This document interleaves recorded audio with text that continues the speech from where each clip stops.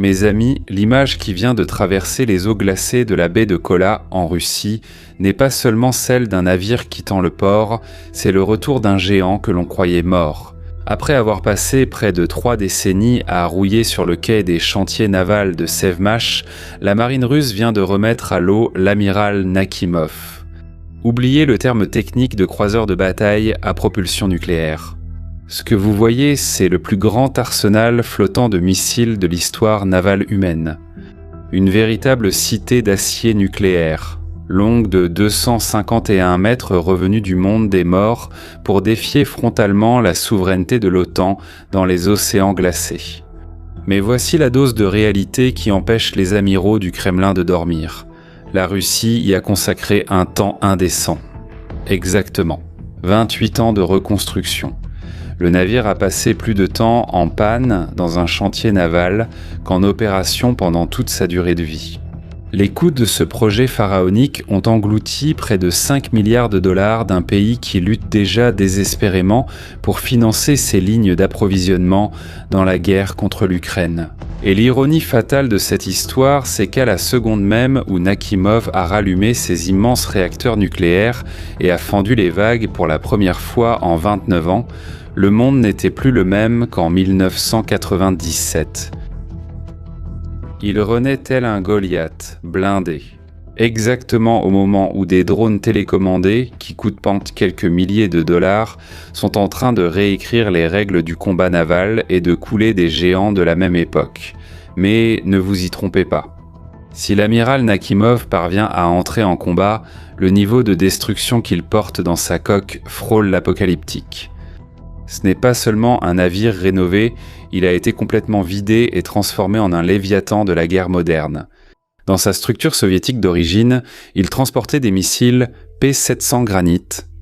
Maintenant, les ingénieurs russes ont arraché l'ancien cœur de la bête et installé d'immenses systèmes de lancement vertical. Nous parlons d'environ 176 cellules de missiles concentrés. Dans une vraie guerre, cela signifie que la marine russe a pris la puissance de feu dévastatrice de 5 frégates modernes entières et l'a concentrée dans une seule coque. Quand ce monstre tire, il a plus de capacité létale que la flotte entière de certains pays. Sa capacité offensive repose sur 3 piliers terrifiants. Les missiles Caliber, conçus pour dévaster des cibles au cœur du territoire ennemi. Les Onyx pour percer n'importe quelle barrière maritime, et la couronne du diable, les missiles hypersoniques 3 M22 Zircon. Lorsque le Zircon sort du tube du Nakhimov, il voyage à une vitesse tellement infernale qu'il rend tout simplement obsolètes les systèmes de défense et les radars des flottes occidentales. Avant même que l'opérateur américain n'ait le temps de cligner des yeux. Le navire attaque avant d'être détecté. Il possède un cœur d'uranium. Les 2 réacteurs nucléaires KN3 génèrent une puissance impressionnante de 140 000 chevaux, propulsant 28 000 tonnes d'acier à des vitesses supérieures à 32 nœuds, soit environ 59 km/h. La propulsion nucléaire signifie qu'il n'a pas besoin de route d'approvisionnement ni de navire de carburant. C'est un tueur solitaire qui peut chasser dans les eaux profondes et glacées, comme celle de l'Arctique, pendant des mois sans interruption, sans jamais avoir besoin d'accoster dans un port. Mais si ce navire est si spectaculaire, vous me demandez, si rapide et si létal, nous devons poser la question la plus cruelle de ce jeu géopolitique. Pourquoi la Russie a-t-elle passé 30 ans à suer sang et eau et a investi 5 milliards de dollars dans une seule coque des années 80 au lieu d'utiliser cet argent pour construire toute une flotte de navires de guerre entièrement neufs? Eh bien, la réponse met en lumière la faiblesse structurelle profonde du régime de Poutine. La Russie n'a pas construit de nouveaux navires de la taille d'un croiseur de bataille depuis l'effondrement de l'Empire soviétique. Leur seul porte-avions, le tristement célèbre amiral Kuznetsov, passe plus de temps à prendre feu en cale sèche qu'à naviguer, et il ne devrait plus jamais retourner en première ligne. Le frère jumeau du Nakhimov, le Piotr Veliki, devrait être mis à la casse parce que la Russie n'a tout simplement pas la technologie, l'argent ou les chantiers navals capables de moderniser 2 monstres de cette taille en même temps. Ils ne parviennent pas à créer l'avenir, alors ils sont forcés de ressusciter le passé. La rénovation du Nakhimov étant devenue un piège, le fameux coût irrécupérable. Après avoir dépensé des milliards au cours de 15 ans de travaux, il était politiquement impossible pour le Kremlin d'annuler le projet. Ils ont créé un géant solitaire, une monstruosité de puissance unique, mais sans aucune chaîne de production réplicable derrière pour en créer d'autres comme lui. Il est formidable, oui, sans aucun doute, mais est-il un colosse aux pieds d'argile? Et c'est maintenant que l'échiquier vire au bain de sang psychologique. La marine russe pense que remettre en service ce géant est un message de force à l'Occident, mais l'Ukraine regarde ce lancement en riant. Et pourquoi ? Parce que si vous pensez qu'avoir 176 missiles de dernière génération, des réacteurs nucléaires et des milliards de dollars investis rendent le navire invincible au XXIe siècle, attendez de voir ce que nous avons découvert sur le fantôme de la marine de Poutine. Revenons au mois d'avril 2022. Le croiseur Moskva était la fierté intouchable de la flotte de la mer Noire. Il était énorme, lourd et en théorie insubmersible. Jusqu'à ce que 2 missiles Neptune fabriqués localement, tirés depuis la côte par un pays qui n'a pratiquement pas de marine, frappent sa coque. Le géant russe a coulé au fond de la mer, marquant la plus grande perte navale en combat des dernières décennies, et le massacre ne s'est pas arrêté avec le Moskva. Les forces armées de Kiev n'ont pas besoin de croiseurs à 5 milliards de dollars pour anéantir la Russie en mer. L'Ukraine a changé à jamais l'économie de la guerre navale en utilisant des vedettes remplies d'explosifs. Des bateaux drones qui coûtent autant que la voiture de votre voisin opèrent à distance et anéantissent des navires valant des centaines de millions de roubles. Environ 30% de la puissance de combat totale de la flotte russe en mer Noire a déjà été coulée, détruite ou gravement neutralisée par des vagues d'attaques suicides sans équipage. La supériorité de l'acier russe a été humiliée. Ils ont retiré les navires de Sébastopol vers Novorossiysk, tentant de fuir, et les drones continuent de les traquer à l'intérieur des ports. Même l'amiral Makarov, la frégate qui est devenue le navire amiral après le désastre du Moskva, a été gravement endommagée. En résumé, un pays qui n'a pas de marine a réussi à couler 2 navires amiraux russes successivement. Et face à ce scénario d'hécatombe, le retour de l'amiral Nakhimov est, au minimum, un délire tactique dangereux. L'argent qui a été dépensé pour remettre en état ce seul dinosaure atomique aurait pu financer une flotte agile de sous-marins, une constellation entière de systèmes non habités et des centaines de missiles de défense côtière, ainsi que de petites frégates hautement létales. Mais non. La Russie a mis absolument tout son budget naval, tous ses meilleurs missiles et toute sa capacité de renseignement sur une seule cible de 251 mètres de long qu'elle est absolument incapable de défendre. Contrairement aux porte-avions des États-Unis, qui sont entourés et armés jusqu'aux dents avec les meilleurs capteurs qui existent au monde. Aujourd'hui, la bête russe se déplace seule et complètement isolée. Et concentrer la puissance de feu de 5 frégates modernes sur un seul navire crée un risque énorme. Aux échecs, si vous perdez l'arène, la partie s'effondre. Et lorsqu'une flotte possède des navires répartis, perdre une frégate signifie perdre seulement 20% de sa capacité régionale. Perdre le Nakhimov à cause d'une attaque de drones aquatiques ou d'un barrage de saturation de l'OTAN signifie tout perdre d'un seul coup. 176 missiles vitaux, une batterie entière de défense aérienne à longue portée, des milliers de spécialistes navals et toute la fierté de la flotte du Nord. Cependant, les généraux russes misent de gros sur l'échiquier géographique pour sauver cette machine valant des milliards. Il ne serait pas assez fou pour envoyer ce colosse dans le carnage de la mer Noire, ou dans les goulets d'étranglement surveillés de la mer Méditerranée, où des essaims de drones traqueraient le Nakhimov jour et nuit. Le Nakhimov est en train d'être forgé pour régner et tuer dans l'Arctique. L'Arctique n'est pas une petite mer docile. Il est violent, isolé et brutal.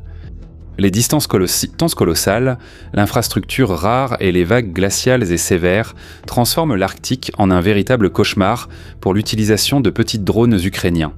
Et c'est dans les eaux du Nord que les réacteurs nucléaires révèlent leur valeur inestimable.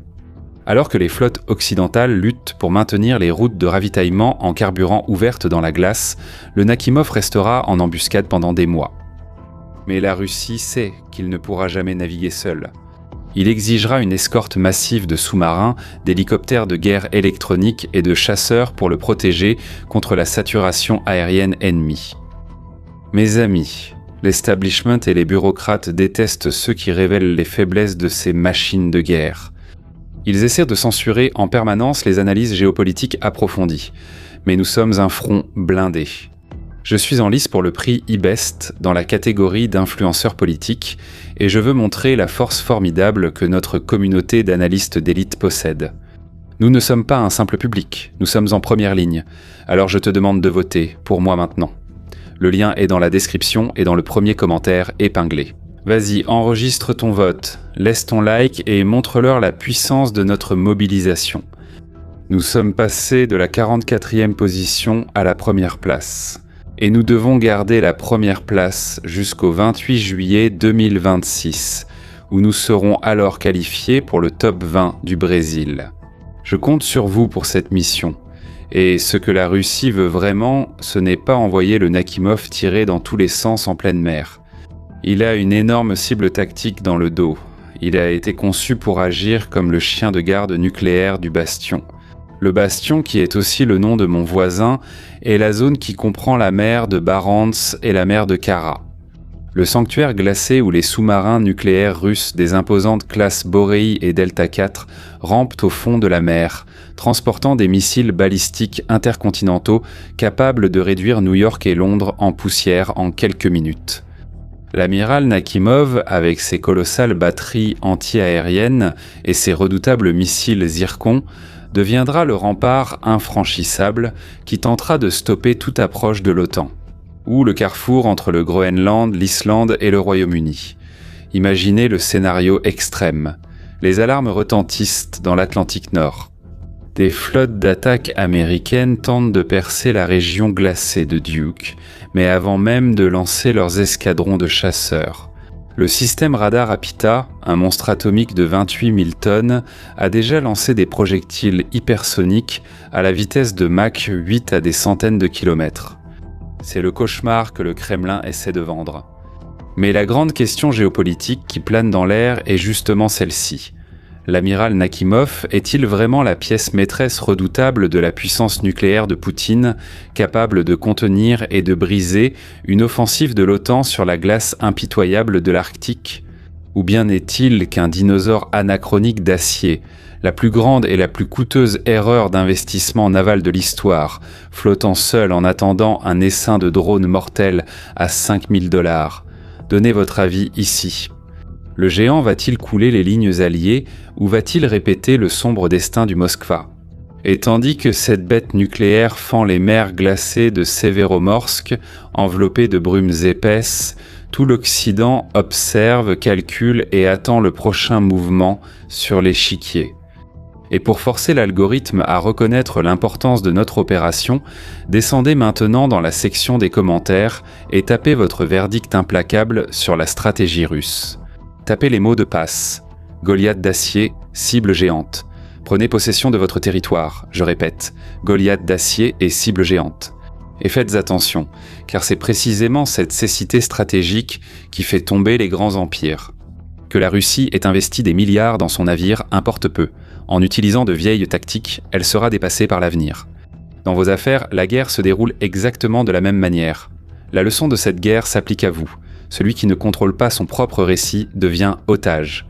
Et aujourd'hui, l'attention est la monnaie la plus précieuse. Ce qui fait le plus mal pour l'entrepreneur et pour quelqu'un qui a beaucoup de connaissances, c'est d'être le meilleur dans ce qu'il fait et d'être invisible. Perdre de la place face aux danses et aux mèmes? J'ai déjà pensé comme ça. Il y a 15 ans à la radio et à la télévision, j'ai compris que l'autorité exige du contenu et de la stratégie. Le jeu maintenant, c'est les médias. Cimed, par exemple, un laboratoire pharmaceutique, a triplé ses ventes en comprenant qu'il devait devenir une entreprise de médias. Votre identité ne peut pas être externalisée. Le propriétaire doit s'exposer. L'époque où l'on enregistrait avec son téléphone sans autorité et où l'on vendait est révolue. Cet univers exige du professionnalisme. Et je recrute des entrepreneurs et des professionnels qui sont les meilleurs, mais qui sont invisibles. Si vous voulez sortir de votre bulle, être reconnu et faire en sorte que votre entreprise force l'algorithme à travailler pour vous. Avec la machine qui génère 50 millions de vues par mois sur mes chaînes, et tout cela monétisé en dollars, j'ai créé une immersion pratique. Le 16 août, j'organiserai une immersion 100% présentielle dans mon studio professionnel à Curitiba. Ce sera une rencontre pratique, restreinte pour orienter votre autorité avec une méthode implacable. Le QR code est à l'écran. Le lien sécurisé est dans la description et dans le commentaire épinglé. Maintenant, je suis direct et vous le savez, il ne reste plus que 5 places. Une fois la dernière place prise, la porte en acier se ferme et vous devrez attendre. Alors cliquez maintenant sur le lien et venez me rencontrer en personne, où je vais vous apprendre à sortir de votre bulle. Et arrêtez de perdre du temps à chercher un bon film ou une bonne série à regarder. D'ailleurs, je vous recommande ici 2 séries fantastiques qui parlent de la guerre actuelle au Moyen-Orient. Cliquez sur le lien qui se trouve dans la description, ou sur le premier commentaire épinglé, ainsi que sur la fiche qui va apparaître sur votre écran. Pas de chichi, pas de culte exagéré, juste une série pour que vous puissiez simplement vous asseoir et profiter. Maintenant, abonnez-vous à la chaîne, activez la cloche des notifications, laissez un like sur la vidéo parce que ça demande du travail pour vous proposer ce monstre. Si tu veux, mélange ton esprit. Je suis Shimon Oliveira et je t'attends dans la prochaine vidéo. À bientôt.